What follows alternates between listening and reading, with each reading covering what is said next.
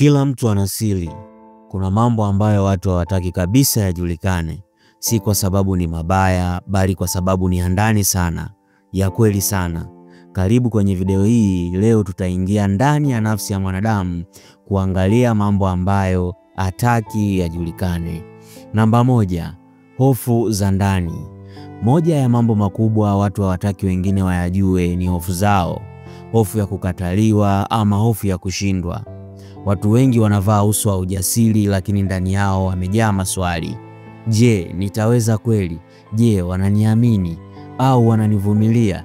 Kila ambacho mtu anakiona kwa nje mara nyingi ni kinga dhidi ya mapambano ya ndani. Namba mbili, maumivu ya zamani.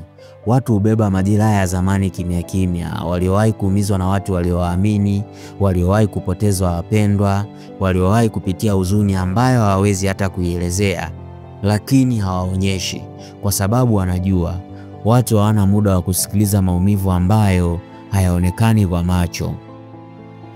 Namba tatu, makosa ya kale.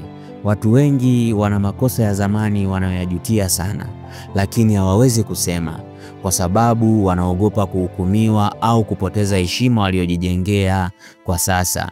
Ukweli ni kwamba nyuma ya kila mtu aliyefanikiwa kuna ukurasa wa giza ambao hawezi kuusoma hadharani. Namba nne, ndoto zao.